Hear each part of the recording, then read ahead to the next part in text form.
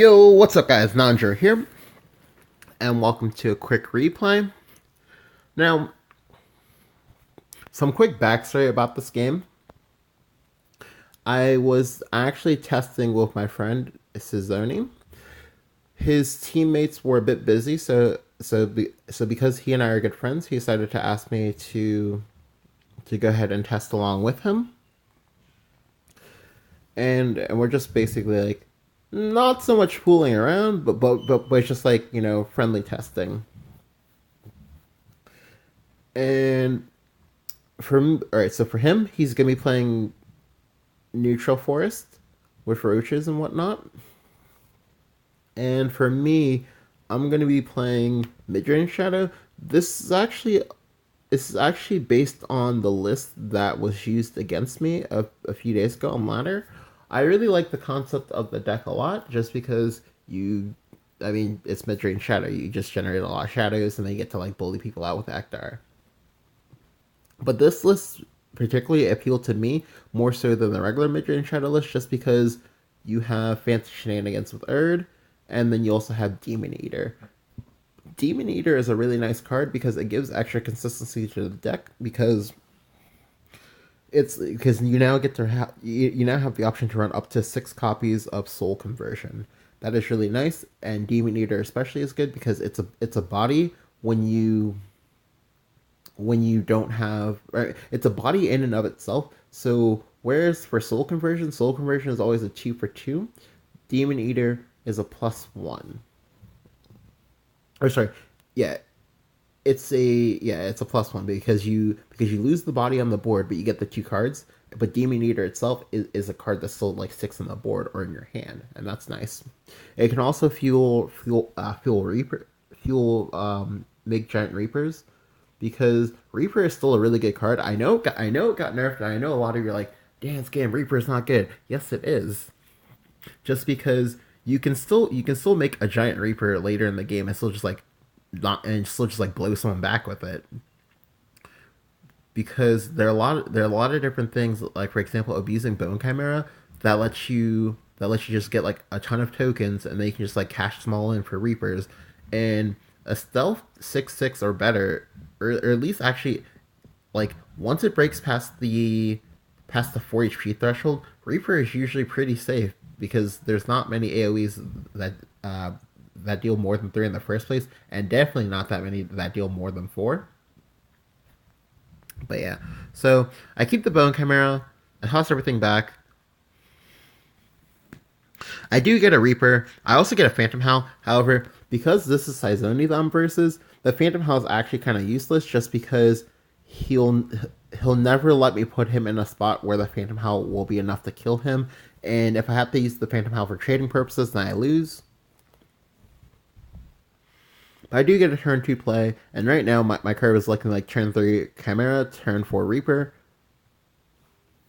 But here, this is nice because he didn't develop his tokens, so now I get to play out Bone Chimera. And there's a strong chance that the Bone Chimera lives till next turn.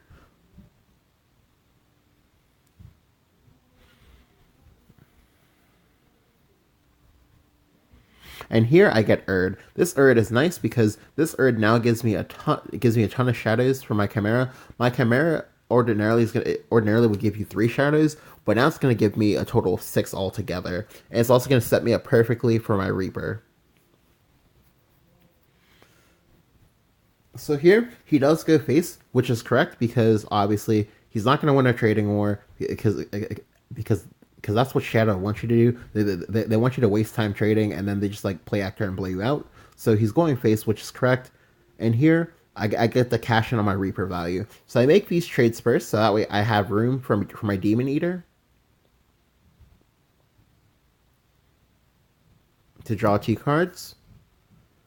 And then I go ahead and Evo my Skeleton, which actually might have been a mistake, but I'm not sure. Just because I didn't want to take any damage, and I felt like a 6/6 Reaper could race him if I because that's what's going to happen in this matchup.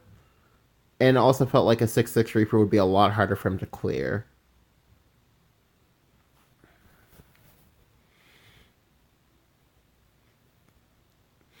However, he does have an answer for it with Elf Twins Assault, which clears my Reaper perfectly. However, something I'd like to point out is that like a lot of people actually said Elf Twins Assault would be trash, but keep in mind that Forest actually as a class they don't have really good wide removal, and Elf Twins Assault kind of fixes that because a lot of times there's only usually two creatures on board, and most times you usually can't clear both unless you're willing to like do something like Will of the Forest or anything like that. Yeah, so Elf Twins in that particular case, it was 2 PP, deal 6 to 2 targets, so a total of 12 damage altogether from a 2 PP spell. That's actually insane. So here I just go ahead and play Dust Breath because now I'm on the defensive, and I'm looking to Zombie Party next turn or maybe get down my Reaper. However, he plays a second Alice here.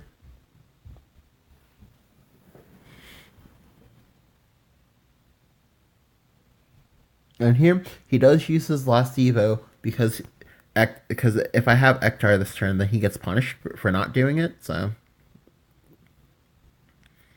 all right, so I do draw Ektar, but I don't use it this turn because I need an answer to Beauty and the Beast if he has it, and just because I want my Ektar when it comes out for all of the tokens to live because he can't answer all of those tokens all at once,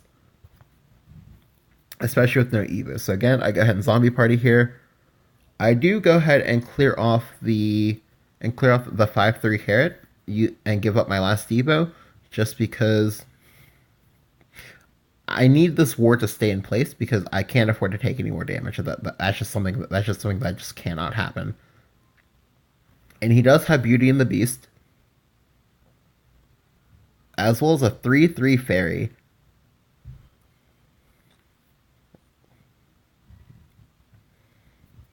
All right, so this turn, I'm still undecided as to whether or not I screwed this turn up because I wanted to. I wanted to. All right, yeah. I wanted to go ahead and push face damage, but now that I think about it, there was no way that I was going to be able to safely push face damage because he would still have had a 3 HP a 3 HP or sorry a 3 attack 3/3 on the board at the very least. So I have to go Ektar here for 12 shadows. So it's going to use up all of my shadows currently, and I have to use three of the four zombies that I get to clear. Think about that for a second. This one Beauty and the Beast almost traded 1-for-1 with an Ektar. Like that's some insane value. I know, and again, this is another card that a lot of people said was gonna be trash, but like, it's a pretty great card. All right, so he goes Elf Twins here. This is nice because like he now guarantees that he's not gonna take any 5 damage to the face, just because I'm still under a lot of pressure.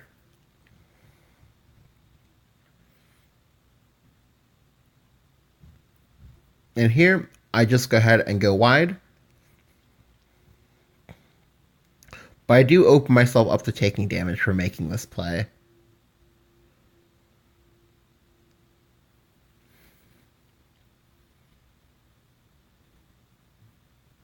And here he goes Roach. And then double Roach. And if you're wondering why that Roach is a 7/3, it's because that Roach was in his hand. It got turned into a neutral and then buffed twice by Alice. So I took 11 damage from 2 Roaches, and he didn't play any bounces. Think about that for a second. 11 damage from 2 Roaches before he played bounces. Like, that was just pretty insane. And he set me to 3, and this is basically telegraphed that okay, well, I have Grimnir next turn, and you don't have a way to kill me. Because the only way that I can possibly kill him right now is if I have the exact combination of Lesser Mummy plus Ektar.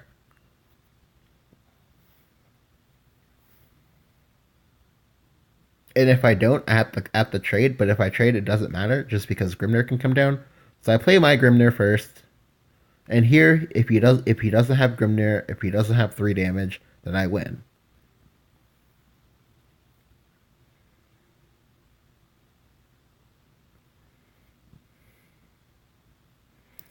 but he's a good player, so he has Grimnir.